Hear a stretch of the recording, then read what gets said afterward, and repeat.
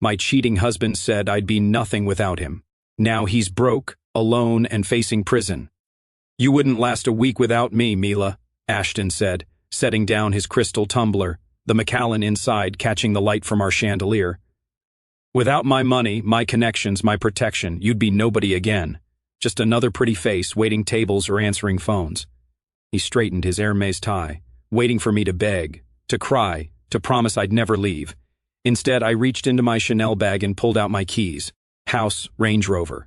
I lined them up on our granite counter, each one clicking against the stone. "You're right," I said. "Let's find out." The color drained from his face as I walked toward the door, leaving everything he'd bought me behind. That was 3 hours ago.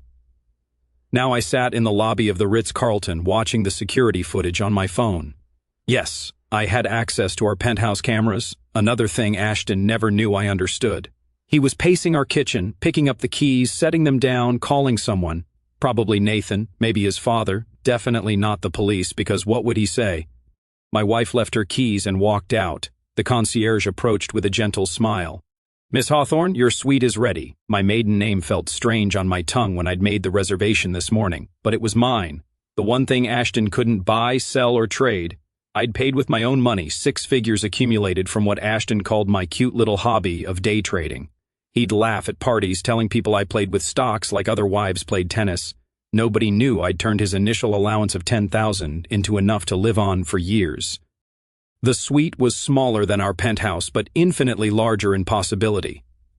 I set down my single suitcase, the one I'd hidden at my gym months ago, slowly filling it with essentials every visit. Ashton monitored our credit cards but never questioned gym trips. After all, trophy wives needed to maintain their value. My phone buzzed, 17 missed calls already. I deleted his contact, watched his number become just digits on a screen. The first voicemail played accidentally when I tried to silence it. "Mila, this is ridiculous. Come home. We'll talk about whatever upset you." His voice had that controlled quality, like he was handling a volatile investment instead of a wife. By the 5th message, the control was cracking. "You can't just leave. Half of everything is in both our names. You need my signature too." I deleted them all. The morning felt like a different lifetime. I'd woken at 6 a.m., as always, alone in our California king bed because Ashton had fallen asleep in his study again, surrounded by monitors showing after-hours trading in Tokyo.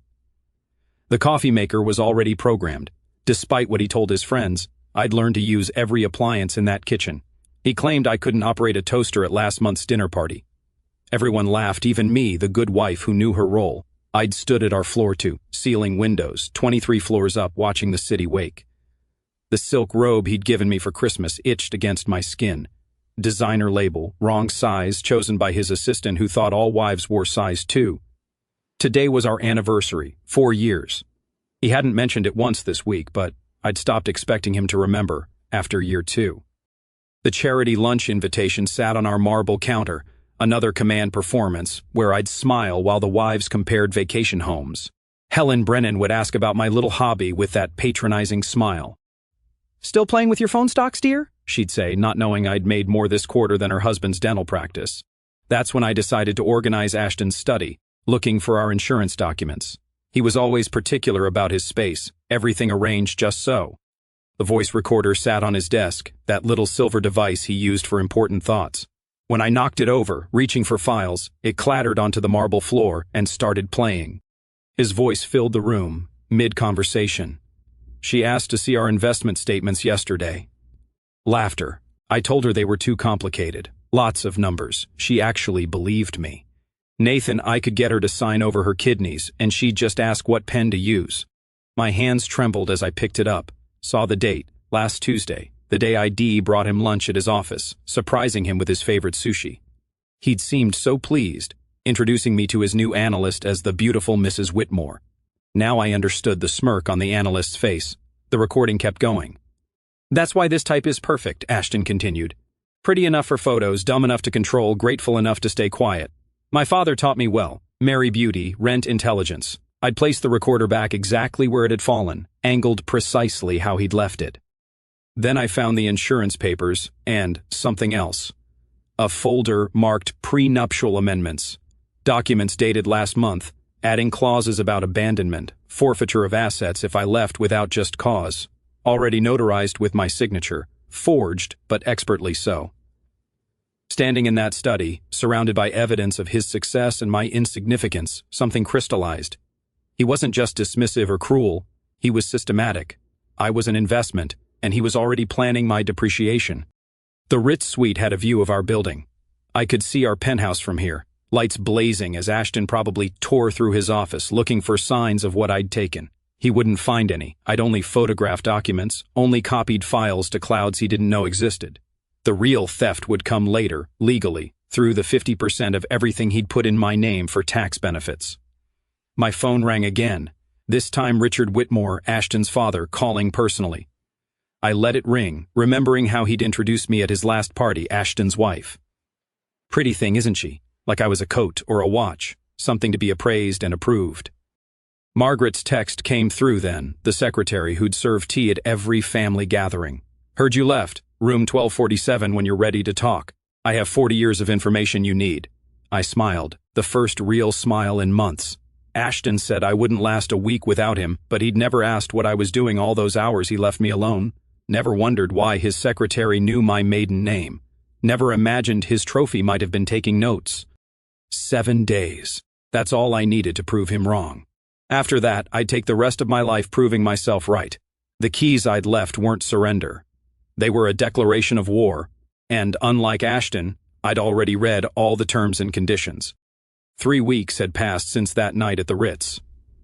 I'd established a routine, morning trades from my suite, afternoon walks through Central Park, evenings reviewing the documents Margaret had been feeding me in careful doses. Each file she shared revealed another layer of the Whitmore Empire's corruption. But today was different. Today was May 15th, our actual anniversary date. And despite everything, I'd agreed to one dinner just to discuss the logistics, Ashton had said on the phone, his voice carefully neutral. We need to be civilized about this. The salon on Fifth Avenue was the same one I'd used throughout our marriage. Celeste, my hairdresser, worked her fingers through my hair with practiced precision. Special occasion? She asked, not recognizing the bitter irony in her question. Anniversary dinner, I said, watching my reflection transform into what Ashton preferred. Sleek, controlled, expensive-looking. 4 years, right? How wonderful. Where's he taking you? Le Bernardin, his favorite, where the waiters knew his wine preferences and the chef sent complimentary courses to his regular table. I'd made the reservation myself, knowing he'd forget otherwise. The confirmation email sat in my phone, right next to the 17 legal documents my lawyer had prepared for tonight's real purpose. The dress had cost $8,000, more than most people's monthly salaries charged to the credit card he hadn't frozen yet. Dark blue, his favorite color on me, though he hadn't commented on my appearance in 6 months. I studied myself in the boutique mirror, every inch the perfect wife he'd curated, except for the flash drive hidden in my clutch containing 40 gigabytes of evidence. My phone buzzed as I was leaving the salon. A text from Ashton, slight change. Nathan and Diana joining us. Need to discuss Singapore deal. Same time, of course. Our anniversary had become a business meeting. I sat in the back of the cab, watching Manhattan blur past, and typed back, perfect. He wouldn't catch the edge in that single word. Wouldn't notice it was the first time I hadn't added a heart emoji or love you to my response. 20 minutes later, another text. Actually, father insists we come to the estate. He's having something catered. 8 p.m. The driver had already turned toward Midtown. Change of plans, I told him, giving Richard's address in Westchester. The irony wasn't lost on me. I was wearing a dress worth a small fortune to eat dinner at the house of a man who'd never bothered to learn my last name before it became Whitmore. Richard's estate sprawled across 12 acres of manicured perfection. The circular drive was full of cars. I recognized Nathan's Bentley, 2 other hedge fund partners' vehicles, even Graham Chen's new Tesla. This wasn't a change of plans. This was an ambush disguised as dinner.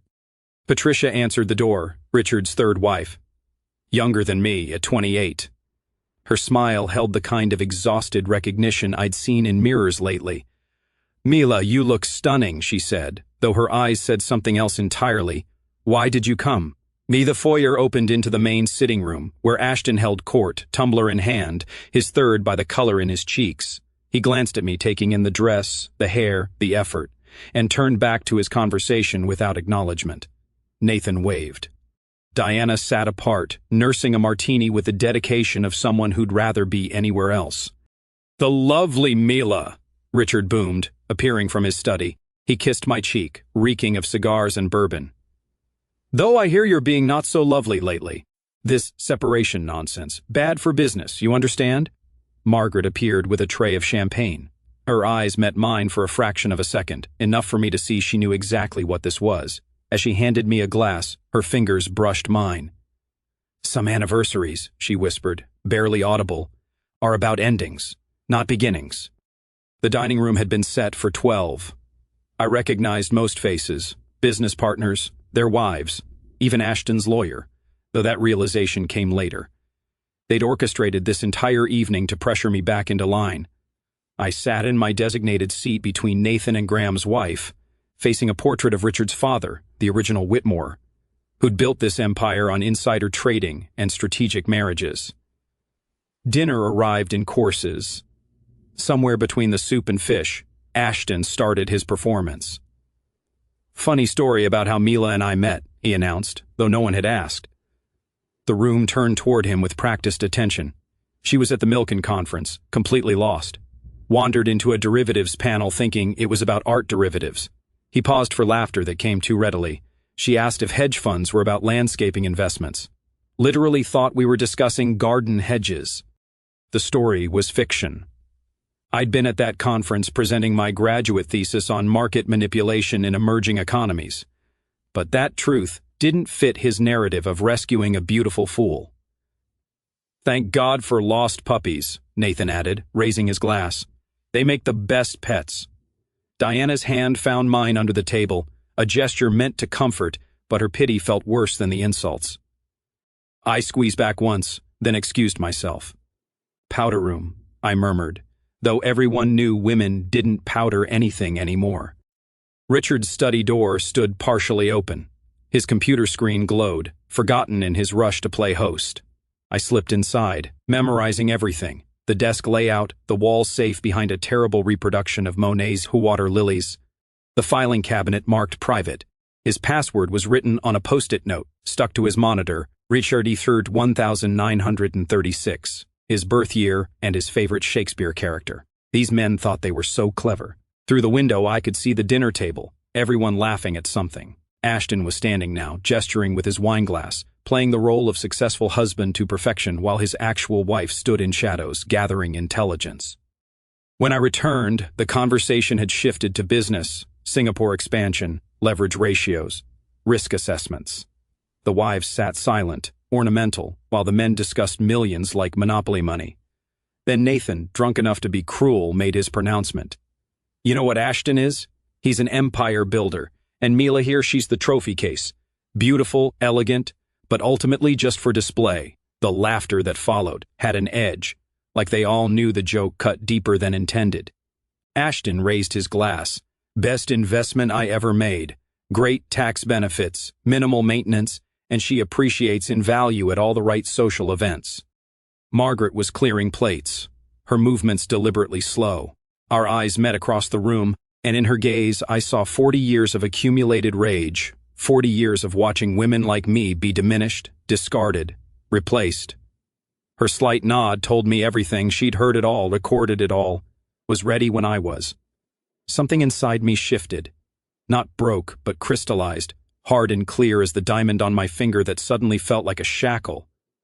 I was ready to act. The diamond on my finger caught the light as I walked out of Richard's estate that night, each facet throwing rainbows that felt like tiny promises of revenge. In the car, I pulled out a cheap flip phone from beneath the passenger seat, purchased with cash at a bodega where they didn't ask questions. My fingers typed out a simple message to the only number saved, Tuesday, 2 p.m., Jade Garden, Chinatown. Margaret's reply came within minutes. "I'll bring tea." 3 days of waiting felt like 3 years. I maintained my routine at the Ritz, ordered room service, made small trades to keep my mind sharp. Ashton had stopped calling. His lawyer was handling everything now, sending formal letters about reconciliation in the interest of financial stability.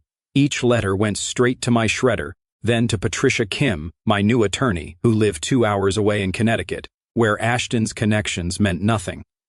Tuesday arrived, gray and humid. The Jade Garden sat squeezed between a funeral home and a shop selling knockoff handbags, its windows fogged with decades of steam from dumpling baskets. No one from Ashton's world would ever find themselves here, which made it perfect. Margaret was already seated in the back corner, wearing a cardigan despite the heat, looking like someone's grandmother who'd gotten lost on her way to church. But her eyes, those eyes held 40 years of carefully documented fury. "Mrs. Whitmore," she began, and I cut her off. "Hawthorne, I'm using my maiden name now." She smiled, pushing a tin of butter cookies across the table. The tin looked ancient, flowers painted on top, the kind your aunt might use for sewing supplies. "Twist the bottom 3 times, then pull," she instructed. The lipstick tube inside was actually a flash drive, 16 gigabytes of what Margaret called insurance. "Started collecting in 1982, she said, voice barely above the restaurant's din. "Richard's first wife, Elena, she knew something was wrong with the books, asked me to watch, to listen. Then she had her accident." Margaret's fingers made air quotes around the last word. "Single car, perfect weather, failed brakes." "After that, I kept everything, every memo, every call transcript I could access, every mistress paid off with company funds, every SEC filing that didn't match internal documents." The waiter brought tea, and we fell silent until he left. Margaret poured with steady hands, though I noticed the slight tremor when she mentioned Elena. The second wife, Caroline, lasted longer. Smart woman, MBA from Wharton, started asking the right questions in year 4. Richard had her committed for exhaustion. She signed the divorce papers from a psychiatric facility, gave up all claims to avoid indefinite treatment. My tea went cold as Margaret outlined 2 decades of financial crimes, each one meticulously documented on that tiny drive. But she saved the worst for last. "Your husband isn't just complicit. He's been grooming Nathan's wife, Diana. There's a paper trail, flowers charged to shell companies, hotel reservations that align with his supposed client meetings. He's planning to leave you, Mila, but first he needs to destroy your credibility. That anniversary dinner? They were all witnesses to your unstable behavior, walking out, leaving your keys. They'll paint it as a breakdown." The dumpling basket arrived, but neither of us touched it. I was thinking about Diana's hand squeezing mine at dinner, wondering if her sympathy was real or part of another game. That night, I sat in my hotel room with my laptop, the flash drive loaded, scrolling through Margaret's evidence. It was overwhelming, 40 years compressed into folders labeled by year, by crime, by victim. But I needed more. I needed Ashton's own records to corroborate everything. Patricia Kim answered my call on the second ring, despite it being nearly midnight. "I need to create a company," I told her. "Something that sounds like nothing. That could be anything." "When?" "Tomorrow. That's a rush job. It'll cost. I'll pay triple." 2 hours north on I-95, past the exits for Greenwich and Stamford, where Ashton's colleagues lived in their own marble prisons, Patricia's office occupied the second floor of a building that also housed a dentist and a tax preparer. No marble, no modern art, just diplomas on the wall and a coffee maker that had seen better decades. She'd already drawn up the papers. Phantom Rose Holdings LLC, incorporated in Delaware, registered in Connecticut, with a business address that led to a P.O. box that led to another LLC that led nowhere. "The structure is completely legal," she explained, sliding documents across her desk, "but complex enough that tracing it would take months of dedicated forensic accounting. By then, you'll have accomplished whatever you're planning." "How do you know I'm planning something?" Patricia leaned back, studying me. "Because women who pay triple for a rush corporation don't do it for fun, they do it for survival." A week later, Ashton left for Singapore. 5 days of meetings about expansion into Asian markets, he'd said, though I knew from Margaret's intelligence that he was really setting up accounts I'd never be able to touch. The housekeeper, Maria, seemed relieved when I told her to take the week off. "Paid vacation. Spring cleaning," I explained. "I need to do this myself." Alone in our penthouse, I became someone else. Not the trophy wife, not the ornament, but a forensic archaeologist excavating evidence of my own destruction. Ashton's office password was embarrassingly sentimental, our wedding date, as if that meant something to him beyond a tax advantage. His computer opened like a confession booth. Folders within folders, trades time-stamped to the minute, showing clear patterns. Richard would have lunch with certain executives. Within hours, Ashton would make trades in those companies. The pattern was so obvious once you knew to look for it. In his locked drawer, the one he thought I didn't know about, lay correspondence that made my stomach turn. Not just about Diana, but about me. Emails to Nathan discussing my mental fragility, suggestions that I might need professional intervention, plans to have me evaluated by a psychiatrist Richard knew, one who'd testified in Caroline's commitment. My hands stayed steady as I photographed each page, uploaded each file to Phantom Rose Holdings' encrypted cloud storage. Every document went back exactly where I'd found it, aligned to the millimeter. Ashton would return to an office that looked untouched, while I held copies of everything that could destroy him. The final document was in his personal safe. He'd hidden the combination in a book about Warren Buffett, thinking he was clever. Inside, beyond the cash and gold coins, was a single folder marked Exit Strategy. Not for trades or business, but for me. A timeline showing when to file for divorce, how to claim abandonment, which assets to hide first. My elimination was scheduled like a merger, complete with profit projections. I photographed it all, then sat in his leather chair, looking at the city lights below. Somewhere out there, Margaret was probably filing her own reports. Patricia was setting up the next phase of corporate structures, and Ashton was sleeping soundly in Singapore, dreaming of empires built on the bones of women who'd trusted him. He was wrong about one thing, though. I wasn't just another trophy in his case. I was the one holding the hammer. The hammer in my hand suddenly felt heavier than Ashton's entire mahogany desk. I set down the metaphorical weapon and stood from his chair, my reflection caught in the dark computer screen, a woman I barely recognized, someone harder and more calculating than the girl who'd walked down the aisle 4 years ago. The next morning, I returned to my routine at the Equinox on Park Avenue. The pool was my sanctuary, 50 laps where the world dissolved into chlorine and rhythm. I was pulling myself out of the water when Diana appeared, her Lululemon workout set pristine but her face haggard, dark circles poorly concealed under concealer. "Nathan knows," she said without preamble, glancing around the empty pool deck. "About Ashton's messages to me. He hired a private investigator, had our phones cloned, water dripped from my hair onto the marble tiles. Why are you telling me this? Because whatever you're planning, and don't insult me by pretending you're not, these men don't just get angry when cornered. They get even." She pulled her oversized sunglasses down, revealing a bruise along her jawline, carefully covered but visible this close. "Nathan's already moving assets offshore. Richard's been making calls to judges he golfs with. They know something's coming." Before I could respond, she was gone, her heels clicking across the wet floor with purpose. I sat there, chlorine burning my nose, wondering if she'd been sent to test me or warn me. With these people, kindness and cruelty often wore the same mask. That evening, Ashton came home carrying calla lilies, my least favorite flowers, though I'd mentioned it only once 3 years ago.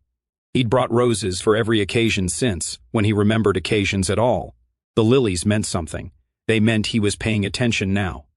"Thought we could have dinner together," he said, setting them on the counter where my keys once lay, like we used to. We hadn't eaten together without others present in 6 months. I watched him pour wine, the good Bordeaux he usually saved for clients, and arrange cheese on a plate with unusual care. His hands, normally so steady when signing million-dollar trades, showed the slightest tremor. "I've been thinking," he said, settling across from me at our dining table that seated 12 but had never hosted a family meal. "We should take a vacation, just us, maybe that place in Montana with no cell service. Remember how you love the mountains?" I'd mentioned loving mountains once on our honeymoon while he'd spent the entire trip on conference calls. The fact he remembered felt like a trap, spring-loaded with teeth. "When?" I asked, cutting a piece of manchego with surgical precision. "Next week, or sooner, tomorrow even." His eagerness betrayed him. "You seem stressed, Mila. The separation, living in hotels, it's not good for you." He pushed a document across the table. "New insurance papers," he explained. "Better coverage for both of us." His eyes tracked my hand as I picked up the pen, watching for hesitation, for signs of suspicion. Under the table, my phone captured every page, Patricia Kim's app running silently, storing images in Phantom Rose's encrypted cloud. "You trust me, don't you?" His question hung between us like a chandelier about to fall. "Completely," I lied. signing my name with the same hand that had documented his plans to destroy me. 3 days later, my mother arrived from Ohio, her presence announced by Ashton himself, picking her up from JFK, something he'd never done before. He carried her luggage, complimented her new haircut, asked about her garden with feigned interest so polished it gleamed. "Oh, honey," she gasped, pulling me aside in the kitchen while Ashton mixed her a gin and tonic, with the precise ratio she preferred. "You didn't tell me things had gotten better. He seems so devoted." The words I wanted to say piled up behind my teeth. "He's performing, Mom. This is a show where you're the audience and I'm the prop, and somewhere there's a finale that ends with me institutionalized or dead." Instead, I smiled. He's full of surprises. That week became a masterclass in Ashton's abilities. Broadway shows he'd previously called a waste of time, dinners at restaurants he'd booked months in advance, though I knew his assistant had pulled strings that morning, a surprise spa day for both of us while he handled some business. Mom glowed under the attention, tears actually forming when he toasted her at dinner, calling her the woman who raised such an incredible daughter. I watched from across the table as he performed the role of perfect son-in-law and realized, with cold clarity, that I'd never actually seen Ashton try before. This was him at full power, the charm that had built his empire, directed now at convincing my mother that her daughter was safe. The final night of her visit, she sat on my bed in the guest room, holding my hands. "Honey, you've lost weight. And your smile, it's different, practiced." Her fingers found my cheekbones, sharper now from months of barely eating. "Are you happy?" Behind her, through the doorway, I could see Ashton's shadow in the hallway, listening. "I'm exactly where I plan to be," I said, loud enough for him to hear, ambiguous enough to be true. After Mom left, Margaret texted about meeting somewhere new, the New York Public Library's reading room, where she volunteered teaching literacy to immigrants. The irony wasn't lost on me. She was teaching people to read while surrounded by the city's most powerful illiterates, men who never read the human cost of their contracts. She spread newspaper clippings across the worn wooden table like tarot cards revealing my future. Elena Whitmore, 1994, drove her Mercedes off a bridge. Perfect weather, no skid marks. Caroline Whitmore, 2003, institutionalized for exhaustion, divorced while sedated, vanished after signing papers. Jennifer Whitmore, 2015, accused of embezzlement she didn't commit, bankrupt, last known address a shelter in Detroit. "Now look at these," Margaret said, placing 4 photographs in a row. Elena, Caroline, Jennifer, and me, all blonde, all between 5 feet 4 inches and 5 feet 6 inches, all with the same delicate bone structure that photographed well at charity events. "Richard picks them," she said quietly, mindful of the students around us, like casting calls. Young, beautiful, from middle-class families, impressed by wealth, just smart enough to be interesting, not smart enough to be dangerous.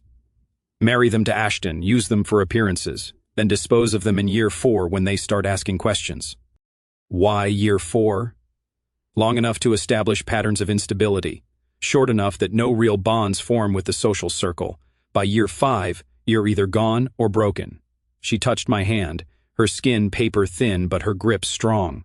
"You're at 4 years, 3 months. Whatever you're planning, Mila, do it now." Elena waited too long. Caroline fought too openly. Jennifer trusted the wrong people. I stared at the women who'd worn my name before me, their faces blurring into a single warning. "What happened to you?" I asked Margaret. "Why did you stay?" She was quiet for a moment, organizing the clippings with librarian precision. "I was Richard's first secretary's daughter. When she died, he offered me the job out of kindness. I was 19, grateful, stupid. By the time I understood what I was documenting, I was trapped, too. A different kind of trap. But still a cage. Now I'm 62, invisible, and very, very patient." The students around us packed up their books, the library announcing closing time. As we stood to leave, Margaret handed me one last photo, a young woman, beautiful, blonde, probably 22. "Who's this?" "Madison Hayes. Richard had lunch with her father last week. She just graduated from Penn. Engagement announcement expected within 6 months." Margaret's eyes held 4 decades of rage compressed into laser focus. "She's the next you, unless we stop them now." Madison Hayes' photo burned in my pocket as I left the library. 22 years old, a whole life ahead of her, about to walk into the same trap that had caught 4 women before her. I tucked the picture into my wallet behind my old student ID, the one from before I became Mrs. Whitmore, when I still had my own name and my own dreams. The next morning, I initiated the first withdrawal, $8,000 from our joint checking, enough to look like furniture shopping, not enough to trigger Ashton's attention. The bank teller didn't even blink. Mrs. Whitmore buying expensive things was as routine as morning coffee. I converted it to cash at 3 different banks, then deposited it into Phantom Rose Holdings account in Connecticut. Patricia Kim had shown me how to create a paper trail that looked like interior design consulting fees. The IRS loves documentation, she'd said, even if it's fiction, as long as it's properly filed fiction. That evening, Ashton came home at 9 instead of his usual 7, tie loosened, jacket off, scotch already on his breath from whatever bar he'd stopped at between the office and home. I was in the kitchen making myself tea when he stumbled slightly at the doorway. Lost the Morrison account today, he announced, pouring himself 3 fingers of Macallan, though it looked closer to 4. $40 million in assets gone. They said there were concerns about compliance. Can you believe that? Compliance concerns at my firm? I kept my face neutral, though I knew Margaret had sent anonymous tips to Morrison's compliance officer 2 weeks ago. That's unfortunate, I said, watching him drain half the glass in one swallow. Nathan thinks someone's talking to our clients. He poured again, his hand less steady. Says there are rumors about an SEC investigation. Ridiculous. The next day, I moved $12,000. The day after, 15 spa treatments, I told the one teller who asked. My husband wanted me to pamper myself. She smiled knowingly, probably thinking of her own husband who never noticed such expenses. Ashton's drinking escalated in perfect proportion to his losses. Every night brought a new crisis, another client pulling funds, another partner asking questions, another rumor about federal involvement. He'd stand in his study, calls on speaker while he paced and drank, signing whatever I brought him without reading, power of attorney adjustments, insurance modifications, trust amendments. His signature got sloppier with each passing day. Patricia called Thursday morning from a number I didn't recognize. Can you meet today? Urgent. I found her at a rest stop on I-95, sitting in her sensible Honda, looking like any other suburban lawyer except for the tension in her shoulders. The FBI contacted me, she said without preamble. They know I represent you. They want to talk. My chest tightened. How did they? Richard Whitmore has been under investigation for 18 months. A former employee named Dennis Chin filed a whistleblower complaint. They've been building a case, but they need someone with inside access to corroborate. She handed me a business card, Agent Sarah Coleman. She specifically asked for you. Did you tell them anything? Attorney-client privilege. But Mila, if you're going to move, it has to be now. Once the FBI goes public with their investigation, all assets will be frozen. Everything you haven't moved will be locked in litigation for years. That night, I watched Ashton pour his 6th drink before dinner. His phone rang constantly. Nathan, Richard, lawyers, crisis managers. Each call made him drink more, sign more. He suspected everyone except the wife, quietly refilling his glass. Maybe you should eat something, I suggested, playing the concerned spouse while calculating how much longer his liver could take this pace. Not hungry, he muttered, then looked at me with bloodshot eyes. You've been different lately. Calmer. Therapy? Learning to accept what I can't change, I lied smoothly. Saturday arrived with the monthly ladies' auxiliary meeting at Riverside Country Club. I'd been dreading it, knowing Helen Brennan would be there with her coterie of wives who'd made a sport of diminishing me for 4 years. But Patricia's news had lit something inside me, a timer counting down to when I could stop pretending. Helen started before I'd even sat down. Mila, darling, still playing with your little investment apps? So cute when wives have hobbies, like children with toy kitchens. The room tittered with practiced laughter. Margaret stood in the corner, pouring tea, invisible as wallpaper. Our eyes met for a fraction of a second. Actually, Helen, I said, my voice carrying across the room. My portfolio is up 340% this year. How's yours doing? Silence fell like a guillotine. Helen's face went from patronizing to shocked, her mouth opening and closing like a fish pulled from water. I'm sorry, what? She managed. 340%. Would you like to see the statements? I particularly enjoyed shorting your husband's pharmaceutical company last month. Made a killing when their patent got rejected. You did know about the patent rejection, right? Helen's face went white. She hadn't known. Around the room, other wives leaned forward, suddenly seeing me as something other than Ashton's pretty accessory. Though I suppose, I continued, stirring sugar into my tea with deliberate calm, some of us prefer real kitchens to toy ones, and some of us prefer real portfolios to playing pretend. Margaret actually smiled. Not much, just a slight upturn of her lips as she refilled my cup. The meeting continued in strange silence, the usual gossip replaced by careful glances in my direction. By evening, Ashton would hear about this. By morning, Richard would know his daughter-in-law had claws. But I didn't care anymore. The timer was running down, and I was tired of being underestimated. The explosion came Wednesday. I was in my hotel room when my phone lit up with notifications. Diana had filed for divorce from Nathan, and she'd brought receipts, not just infidelity. 3 mistresses over 2 years, but financial fraud, hidden accounts, and a particularly damning email trail where Nathan discussed removing Diana from the equation with his lawyer. Ashton called me 17 times in an hour. I answered on the 18th. What did you tell her? He demanded without preamble. Tell who? Diana. Nathan thinks I leaked information to her. He says you two were friendly at dinners, that you must have... I told her nothing, I said truthfully. Diana had found her own evidence, fought her own war. We were parallel soldiers who'd never compared notes. Through the phone, I could hear something crash in his office. He's pulling out of the fund. 20 years of partnership gone. He says I betrayed him for a woman. His laugh was bitter, broken, wasn't even interested in Diana. He's too old, too smart. I was just keeping options open. The admission should have hurt, but I felt nothing. Just made a note in my phone. Evidence Patricia might need later. You always thought you were smarter than everyone else, I heard Nathan screaming in the background. Well, congratulations, you've destroyed us both. The line went dead. Ashton didn't call back, but Margaret texted an hour later. Richard called emergency meeting. All partners, the empire is cracking. I stared at Margaret's text for a full minute. The words, the empire is cracking, glowing on my screen like a prophecy finally coming true. My hands moved without conscious thought, pulling a red wig from my closet, purchased with cash 3 weeks ago from a costume shop in Queens where they didn't ask questions. The dress was polyester, off the rack from Target, something Mila Whitmore would never wear. Dark sunglasses completed the transformation into nobody. Anyone, someone who didn't exist in the Whitmore's world. Nathan's office building on Madison Avenue had the kind of security that looked impressive but was mostly theater. I'd been there dozens of times as Ashton's wife. Knew the guards rotated lunch breaks at 12:30. Knew Nathan's assistant, Sarah, always took 45 minutes to grab sushi from the place 3 blocks over. The elevator ride to the 42nd floor felt endless. In my purse, a manila envelope held printed screenshots of every message Ashton had sent about Nathan, the mockery, the contempt, the detailed plans to steal his clients once the partnership dissolved. But the real poison was at the bottom. Ashton's financial projections for acquiring Diana after her divorce, complete with calculations about her inherited wealth and how to access it through marriage.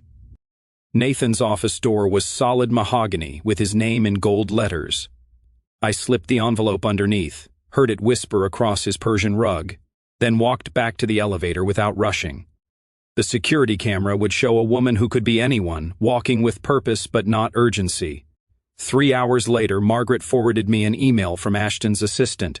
Partnership dissolution letter received from Nathan Chin. Effective immediately. Legal team requesting emergency meeting. The Warwick Hotel on 54th Street still accepted cash if you had enough of it. I registered under Mila Hawthorne, my maiden name feeling like armor I'd finally remembered how to wear. The room was small but clean, with a desk where I set up my laptop and the burner phone Patricia had given me. The SEC whistleblower hotline answered after 12 rings. First, an automated system, press 1 for this, 2 for that, like reporting financial crimes was as simple as ordering pizza. Finally, a human voice, Securities and Exchange Commission, Enforcement Division. I need to report systematic insider trading at Whitmore Capital Management, I said, my voice steady as marble. I have 5 years of documented evidence, including time-stamped trades that correspond with material non-public information. The agent, who said her name was Jennifer Liu, stayed quiet while I laid out everything. Richard's lunches with executives followed by Ashton's perfectly timed trades, the shell companies, the offshore accounts, the pattern so clear a child could follow it. She asked technical questions that revealed she understood exactly what I was describing. "Why are you coming forward now, Mrs. Whitmore?" I looked out the window at Manhattan's skyline, all those towers built by men like Richard and Ashton. "Because I finally understand that staying silent makes me complicit, and because they're planning to do to another woman what they did to me." After the call, I took Margaret's 40 years of evidence, copied onto 3 separate drives, and placed one in a safety deposit box at Chase, one at Bank of America, and one in Patricia's office safe. The instructions were simple: if anything happened to me, release everything to the FBI, the SEC, and the New York Times simultaneously. That evening, Richard's black Mercedes pulled into our building's garage. I watched from the penthouse window as he emerged, his face tight with something between fury and fear. He didn't bother with the doorman, had his own key, the privilege of a father-in-law who owned 30% of his son's fund. "Where are your books?" Richard's voice carried through the penthouse before he'd even reached Ashton's study. "Dad, what's—" "The books, Ashton." I made myself small in the kitchen, preparing coffee with deliberate normalcy while their voices rose and fell through the walls. My phone, recording everything, rested against a vase on the hallway table, picking up every word. "Nathan's out," Ashton was saying. "But we can manage without—" "Nathan's out. Morrison's out. Chin pulled everything this morning. The FBI was at Chen's office, asking questions about our trading patterns. That's impossible. Everything we do was bulletproof until someone started talking." Richard's voice dropped dangerously. "You promised me the wives were handled. Said Mila was too stupid to understand what she was signing." "She is," Ashton insisted. "She doesn't even know how to read a financial statement." I entered with the coffee tray, my face perfectly blank, the devoted wife serving drinks while her world disgusted her like furniture. They both looked at me, Richard with cold assessment, Ashton with dismissive certainty. "Cream?" I asked Richard. He ignored me, turning back to his son. "Find the leak. Fix it, or we're all finished." They worked until 2 a.m., spreading papers across Ashton's study like tarot cards that might reveal their future. I heard Ashton's printer running constantly, documents being shredded, calls to lawyers who charged $2,000 an hour to answer phones at midnight. By 3 a.m., Ashton had passed out in his chair, surrounded by evidence of his crumbling empire. His head rested on a stack of contracts, drool pooling on papers worth millions. The mighty financial genius reduced to an exhausted man who'd built his throne on the bones of women he'd underestimated. I moved through our penthouse one last time, not with nostalgia, but with the clinical efficiency of someone already gone. My clothes stayed in the closet. Let him explain to people why his wife left everything behind. The jewelry remained in its boxes, blood diamonds and gilt gold that had never truly been mine. In my purse, my laptop, my real identification, and the banking information for Phantom Rose Holdings, which now held exactly 50% of our liquid assets, legally withdrawn over the past weeks. The keys went on the granite counter where this had all started. House key, car key, safe key, lined up with military precision. Next to them, a single note on my personal stationery, the expensive kind he'd bought to make me look the part. "Check your accounts." The doorman didn't question why Mrs. Whitmore was leaving at 3 a.m., with only her purse. In their world, the rich did whatever they wanted, whenever they wanted. He'd probably seen stranger things. The October air hit my face as I stepped onto the street, cold and sharp and absolutely perfect. Behind me, 23 floors up, Ashton slept in his chair, unaware that his wife had just fired the first shot in a war he didn't know had already begun. In 6 hours, he'd wake to find his accounts half gone and the FBI closing in. The Uber driver asked where to, and, for the first time in 4 years, I gave an address that was entirely my own. The Uber dropped me at the Warwick Hotel just as the sun began painting Manhattan's glass towers gold. I paid cash, walked through the lobby without looking back, and took the elevator to my room on the 12th floor. From my window, I had a perfect view of our building. Ashton's building now, I supposed. I ordered room service, eggs Benedict, fresh fruit, coffee strong enough to wake the dead. The normalcy of it felt surreal. At 6:52, I opened my laptop and watched our joint accounts online, knowing the banks would notify Ashton the moment they opened at 7. At 7 exactly, I refreshed the page. The accounts showed the automatic additions Patricia had filed weeks ago, triggered by my official change of residence. $17 million redistributed according to New York State matrimonial law. Half of everything, just as the prenup he'd insisted on had specified. The same prenup he thought protected him but actually guaranteed my rights to marital assets. My phone, placed face up on the white tablecloth, lit up at 7:03. Ashton's photo appeared, the one from our wedding where he looked invincible. I let it ring through to voicemail. By 7:15, he'd called 9 times. I turned on the voice recorder, playing each message aloud to the empty room. First message, Mila, what's happening? The bank just called. There's some kind of error with our accounts. Fourth message, this isn't funny. Call me back. We need to fix this before the markets open. 11th message, what did you do? What did you do? 19th message, please. Whatever you think you're accomplishing, we can work this out. You don't understand the position you're putting me in. 28th message, the margin calls are hitting. I can't cover them without those funds. You're destroying everything we built. 35th message, Mila, please. They're freezing everything. The FBI is here. God, please answer. By noon, his voice had devolved from commanding to begging. The 47th call came through as I was finishing my second cup of coffee. This time, I recognized the number, his lawyer, not him. Mrs. Whitmore, this is James Kellerman. Your husband has retained me to discuss the irregular movement of marital assets. We need to... I hung up and blocked the number. Then I called Patricia. They're panicking, she said, and I could hear the smile in her voice. Everything we did was completely legal. Those assets were jointly owned. You had full withdrawal rights, and we followed the letter of the law. He can contest it, but it'll take months, and by then he'll have bigger problems. That evening, I was eating dinner in my room, a perfect piece of salmon I could actually taste now that my appetite had returned, when my phone buzzed with a news alert. I turned on the television, flipping to CNN. The footage was beautiful in its brutality. Richard Whitmore, the man who'd built an empire on other people's losses, being led from his Westchester mansion in handcuffs. His silver hair was disheveled, his usual armor of expensive suits replaced with a wrinkled shirt. FBI agents carried boxes of evidence past the cameras, each one containing Margaret's 40 years of patient documentation. Federal authorities arrested hedge fund mogul Richard Whitmore this morning, the reporter announced, following a years-long investigation into insider trading, tax evasion, and wire fraud. Sources indicate multiple whistleblowers provided crucial evidence, including detailed records spanning 4 decades. My phone lit up with a text from Margaret. Just a champagne bottle emoji. Margaret, who'd never sent an emoji in her life, who'd served these men coffee while documenting their crimes, had finally seen justice arrive at Richard Whitmore's door. 3 weeks passed in strange peace. I met with FBI agents, provided testimony, watched the news coverage from my hotel room as the empire crumbled in real time. Nathan fled to Switzerland. Graham Chin pleaded guilty, immediately hoping for leniency. Other partners turned state's evidence, racing to sell each other out for reduced sentences. Then, on a Thursday evening, Ashton found me. I was sitting at the Ritz-Carlton bar, drinking champagne I'd bought with my own money earned from trades I'd made while he thought I was playing with cute apps. He looked like a ghost wearing an expensive suit, unshaven, hollow-eyed, his Tom Ford jacket wrinkled like he'd slept in it. You destroyed everything, he said without preamble, standing too close, whiskey on his breath. At 6 p.m., I turned on my bar stool, met his bloodshot eyes directly. I revealed everything. There's a difference. We had a life. You had a life. I had a role in your performance.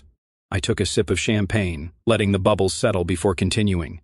You said I wouldn't survive a week without you. It's been 21 days and you're the one who looks like he's drowning. He reached for my wrist, his fingers closing on air as I pulled away. You don't understand what you've done. My father's facing 20 years. The fund is gone. Everything is exactly what you built it to be, a house of cards. I just stopped holding my breath.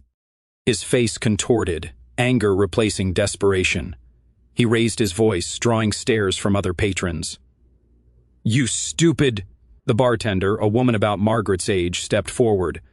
I'm going to have to ask you to leave. Do you know who I am? Ashton demanded.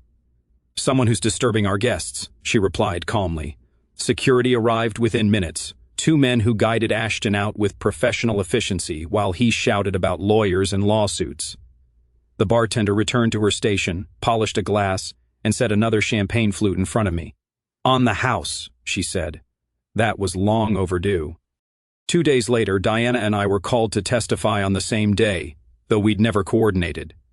She looked stronger than I'd ever seen her, no longer the wilting flower at dinner parties. We sat in the courthouse hallway, not speaking, but understanding everything. Margaret's testimony came last and lasted 3 days. She brought receipts for everything, every bribe, every threat, every woman they destroyed. She spoke about Elena's accident, Caroline's institutionalization, Jennifer's manufactured bankruptcy. She presented 40 years of evidence with the precision of someone who'd been preparing for this moment her entire life. "Why did you keep all of this?" the prosecutor asked. Margaret adjusted her glasses, looked directly at Richard where he sat at the defendant's table.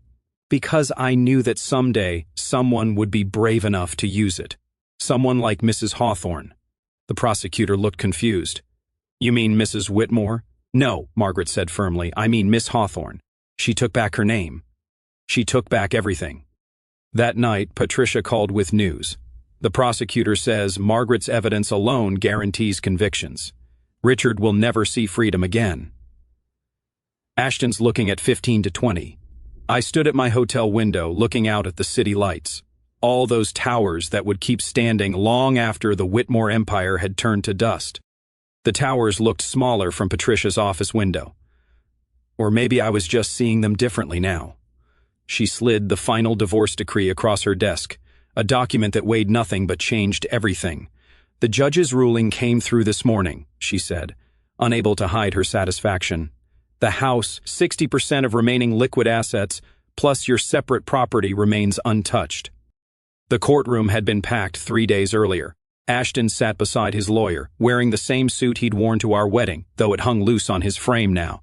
Stress had carved away his golden boy polish, leaving someone I barely recognized. His lawyer. Kellerman had tried one last desperate play. Mrs. Whitmore benefited from these alleged crimes. She lived in luxury, enjoyed the proceeds. Patricia stood smoothly, pulling out her laptop. "Your Honor, I'd like to play a recording from Mr. Whitmore's personal voice recorder, dated 14 months ago. Ashton's voice filled the courtroom, clear and contemptuous. She wouldn't understand a financial statement if I drew her pictures. That's the beauty of marrying someone decorative. She's too stupid to ask complicated questions. Judge Catherine Chin, a woman who'd probably heard every variation of this story, looked directly at Ashton. "Mr. Whitmore, it appears you were quite wrong about your wife's intelligence. Perhaps if you'd been less convinced of her stupidity, you might have been more careful with your crimes." Now, holding the decree, I signed my name, Mila Hawthorne. On every line Patricia indicated. Each signature felt like reclaiming a piece of myself I'd forgotten existed. "The whistleblower reward should clear next week," Patricia added. "Between yours and Margaret's, you'll have more than enough for your plans."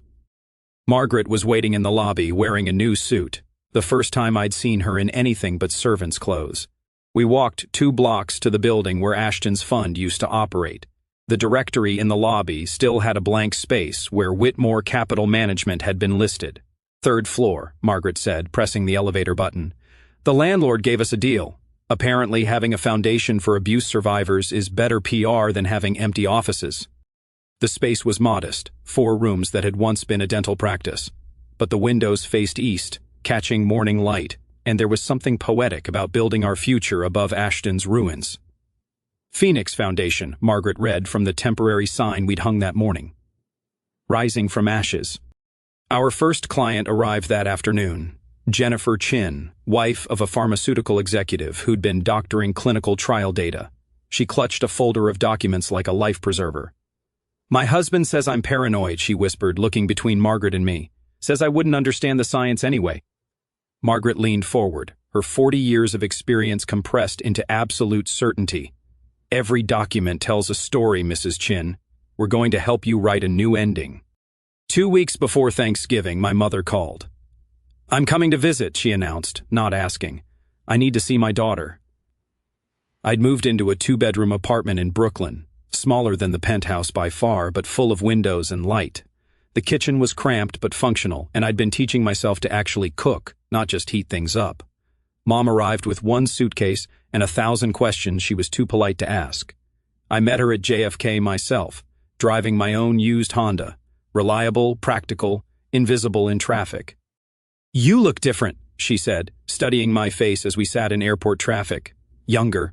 somehow lighter. That week, we didn't talk about Ashton or the trial or the money sitting in accounts I could access but rarely touched. We talked about the foundation, about Margaret's dry humor, about the women who came to us carrying secrets like stones. Thanksgiving dinner. Turkey that was slightly dry, stuffing that was perfect, cranberry sauce from a can because some traditions deserve to survive. Mom watched me move around my kitchen, comfortable in my space in a way I'd never been in the penthouse. "You're happy," she said. Not a question, but a revelation. "I'm free," I corrected, then reconsidered, which might be the same thing. She stayed an extra week, sleeping in the guest room I'd painted sage green, reading books while I worked on foundation cases. On her last night, she hugged me the way she used to when I was small, before I learned to perform happiness instead of feel it. "I'm proud of you," she whispered, "not for surviving him, but for becoming yourself." 6 months had passed since I'd walked out of the penthouse. Spring was arriving in Brooklyn, and I stood in the doorway of the house, my house now, though I'd only returned to sign the final papers. The rooms echoed with absence, Ashton's things long since removed by movers his mother hired. My phone rang. Margaret, her voice energized in a way that 40 years of silence never allowed. "We have a new client," she said, "Senator Williams's wife. She's been documenting campaign finance violations for 2 years. I looked at the keys in my hand, the ones I'd taken back, the ones I'd left, the ones I'd earned. They were heavier now, weighted with purpose instead of revenge. Through the window, I could see Madison Hayes walking past with her new fiancé. Not Ashton, who was serving 3 to 5 in minimum security, or any Whitmore man, but someone her own age who held her hand like it mattered. "Ready for round 2? Margaret asked. I thought about the 17 women who'd come through our doors in just 3 months. 4 had successfully left their marriages with their assets intact. 13 were still gathering courage and documentation. Each one learning what I'd learned, that freedom isn't granted, it's taken, one document at a time. I was born ready, I told Margaret, closing the door on the empty house. I walked to my Honda, tossing the keys to the estate agent who'd sell this monument to Ashton's ego. The proceeds would fund the Phoenix Foundation for another year, maybe 2. As I drove back to Brooklyn, back to my smaller, warmer life, I thought about Elena, Caroline, Jennifer, the ghosts of wives past who'd walked this path before me. They'd been broken, silenced, or erased. But their stories, preserved in Margaret's careful documentation, had saved me. Now Margaret and I were saving others, one signature at a time, one woman at a time, building a bridge out of the ashes of the empire we'd burned down. My phone buzzed with a text from Diana. "Coffee tomorrow? I have someone you should meet. She needs our help." I smiled, merging into traffic, heading home. My real home, not a cage with a doorman and a marble counter where I'd finally set down my keys and walk toward this moment, this life, this freedom that looked exactly like I'd always imagined it would. Unremarkable, undramatic, and absolutely mine.